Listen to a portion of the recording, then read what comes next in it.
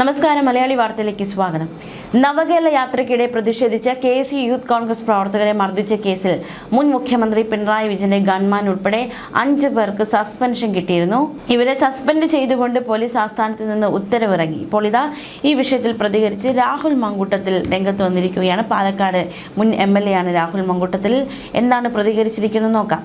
Party എന്ന് പറഞ്ഞ് തല്ലുകൊള്ളാൻ നടന്നാൽ ആരും കൂടെ കാണില്ല എന്ന് പരിഹസിക്കുന്നവരോട് പാർട്ടിക്ക് വേണ്ടി തല്ലുകൊണ്ടാൽ ചോദിക്കാൻ ഇവിടെ ഒരു പാർട്ടിയും പാർട്ടിയുടെ സർക്കാരുമുണ്ട്.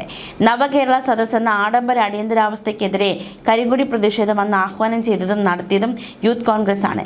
കല്യാശ്ശേരി മുതൽ കാട്ടാക്കട വരെ ക്രൂരമായ അക്രമമാണ് സഹപ്രവർത്തകർ നേരിട്ടത്. ചോര തെരുവിൽ ചിതറിയിട്ടും ഒരാൾ പോലും എവിടെയും പിന്മാറിയില്ല.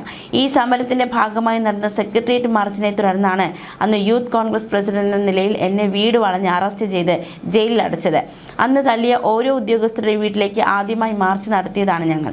അന്ന് പ്രിയ സഹപ്രവർത്തകർ ജീവൻ പണയം വെച്ച് നടത്തിയ തെരുവിലെ പോരാട്ടത്തിൻ്റെ കൂടി ഭാഗമായി ഒരു സർക്കാർ അധികാരത്തിൽ വരുമ്പോൾ അന്ന് ഞങ്ങൾക്ക് ധൈര്യം തന്നവർ മുഖ്യമന്ത്രിയായും മന്ത്രിമാരായും സർക്കാരിനെ നയിക്കുമ്പോൾ സഹപ്രവർത്തകർക്ക് നീതി കിട്ടുന്നത് ഒരു പ്രവർത്തകൻ എന്ന നിലയിൽ വലിയ അഭിമാനമാണ്.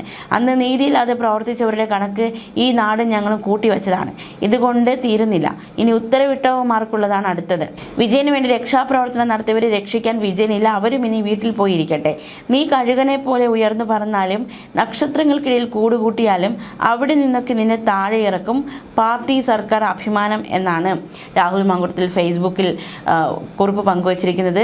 എന്തായാലും എന്താണ് കമൻറ്റിൽ ജനങ്ങൾ പ്രതികരിക്കുന്നതെന്ന് കൂടി നോക്കാം. ഈ പോസ്റ്റിന് കീഴിൽ വന്നിരിക്കുന്ന കമൻറ്റുകൾ: 5 അംഗ സേനാംഗങ്ങൾ വട്ടത്തിലും നീളത്തിലും ചതുരത്തിലും ഒക്കെ അവർ വഞ്ചിക്കപ്പെട്ടിരിക്കുന്നതെന്നാണ് ഒരാൾ കമൻറ്റ് കുറിച്ചിരിക്കുന്നത്.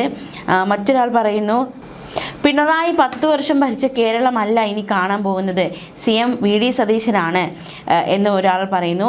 ആ പാർട്ടി തന്നെയല്ലേ നിന്നെ ആ പാർട്ടിയിൽ നിന്ന് പുറത്താക്കിയതെന്ന് മറ്റൊരാൾ ചോദിക്കുന്നു. നിനക്കിത് പറയാൻ എന്ത് അവകാശമാണ്, നീ കൊടും ക്രിമിനൽ അല്ലേ എന്ന് വേറൊരാൾ പറയുന്നുണ്ട്.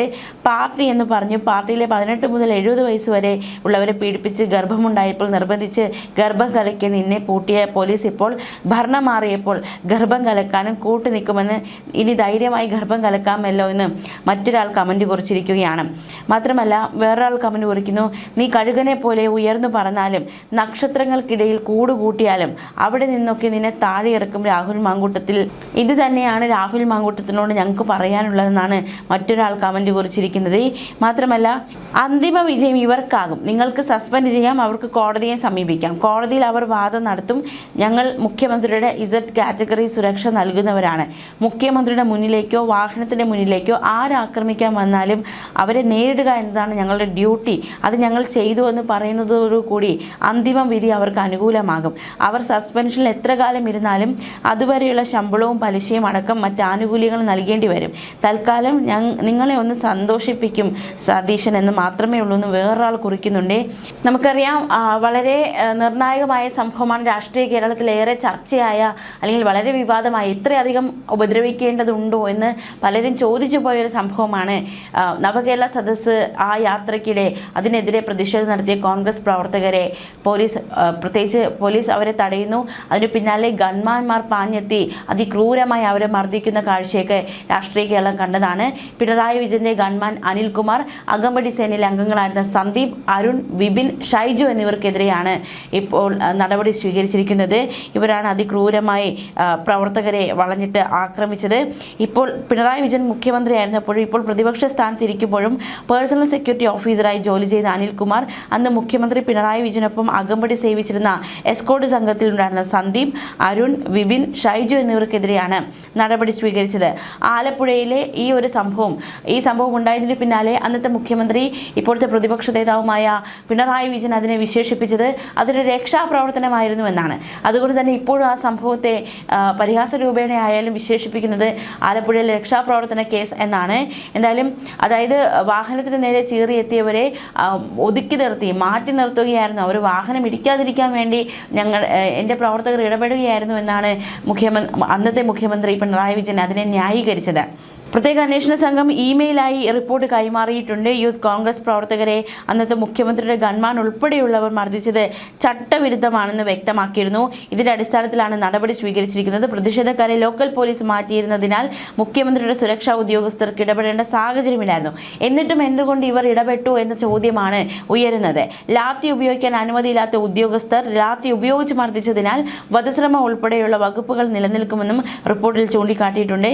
ഇതുമായി ബന്ധപ്പെട്ട് 5 പേരെ പ്രതി ചേർത്ത് ക്രൈംബ്രാഞ്ച് SP ഷൗക്കത്ത് അലിയുടെ നേതൃത്വത്തിലുള്ള സംഘം ആലപ്പുഴ കോടതിയിൽ റിപ്പോർട്ട് നൽകുകയായിരുന്നു. സുരക്ഷയൊരുക്കി മുന്നോട്ട് പോകേണ്ട ഉദ്യോഗസ്ഥർ VIP വാഹനം കടന്നുപോയ ശേഷം വാഹനം നിർത്തിയിറങ്ങി പ്രതിഷേധക്കാരെ മർദ്ദിക്കുകയായിരുന്നുവെന്നും വ്യക്തമാണ്. ദൃശ്യങ്ങളൊക്കെ വ്യക്തമാണ്. മാത്രമല്ല ഈ ഒരു സംഭവത്തിൻ്റെ ദൃശ്യങ്ങൾ പകർത്തിയ ക്യാമറാമാനെയും ചോദ്യം ചെയ്തിരുന്നു കഴിഞ്ഞ ദിവസങ്ങളിലൊക്കെ. ഈ ഒരു കേസ് ഒതുക്കാനുള്ള ചില ശ്രമങ്ങൾ കൂടി നടന്നിരുന്നു. ADGP MR അജിത് കുമാർ നടത്തിയ ചില നീക്കങ്ങൾ, അതുമായി ബന്ധപ്പെട്ടുള്ള വിവരങ്ങൾ കൂടി പുറത്തു വരുന്നുണ്ട്. അതായത് ആലപ്പുഴ ക്രൈംബ്രാഞ്ച് DYSP തയ്യാറാക്കിയ കേസ് ഡയറി തിരുത്തി ഗൺമാൻ അടക്കമുള്ളവർക്ക് രക്ഷപ്പെടാൻ വലിയൊരു പഴുത് MR അജിത് കുമാർ ഒരുക്കിയിട്ടുണ്ടായിരുന്നു എന്ന വിവരങ്ങൾ കൂടി പുറത്തു വരുന്നുണ്ട്. അതായത് തിരുത്തിയ റിപ്പോർട്ടാണ് കോടതിയിൽ എത്തുന്നതെന്ന് ഉറപ്പാക്കാനുള്ള ശ്രമങ്ങൾ നടന്നിരുന്നു. റിപ്പോർട്ട് കോടതിയിൽ സമർപ്പിച്ച ശേഷം അതിൻ്റെ ഫയൽ നമ്പർ അറിയിക്കണമെന്ന് ADGP ഓഫീസ് ഉദ്യോഗസ്ഥർക്ക് കർശന നിർദ്ദേശം നൽകിയിരുന്നു. 2024 ഓഗസ്റ്റ് 16 കോടതിയിൽ റിപ്പോർട്ട് നൽകി അന്ന് തന്നെ ADGPയുടെ ഓഫീസിനെ നമ്പർ അറിയിച്ചതായി പ്രത്യേക അന്വേഷണ സംഘത്തിന് DYSP മൊഴി നൽകിയിട്ടുണ്ട്.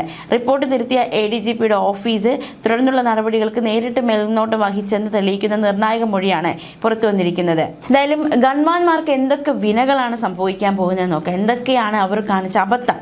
പിണറായി വിജയൻ മുഖ്യമന്ത്രിയായിരിക്കെ നടത്തിയ നവകേരള യാത്രയ്ക്കിടെ പ്രതിഷേധിച്ച ആലപ്പുഴയിലെ KSU യൂത്ത് കോൺഗ്രസ് നേതാക്കളെ മർദ്ദിച്ച സുരക്ഷാ സംഘത്തിന് ഔദ്യോഗിക ജോലി എന്നതിന് ആനുകൂല്യം കിട്ടില്ലെന്ന് പ്രത്യേക അന്വേഷണ സംഘത്തിന്റെ റിപ്പോർട്ടിൽ വ്യക്തമാക്കിയിട്ടുണ്ട്.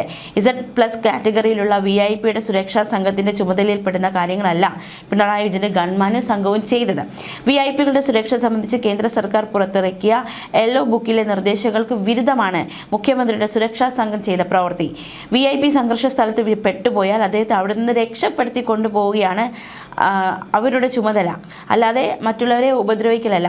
അതിനുശേഷം അവിടുത്തെ ക്രമസമാധാനം നിയന്ത്രിക്കേണ്ടത് അവിടുത്തെ ലോക്കൽ പോലീസാണെന്നിരിക്കെ ഇവർ നടത്തിയത് തീർത്തും തെറ്റായ കാര്യമെന്നാണ് മനസ്സിലാക്കാൻ സാധിക്കുന്നത്.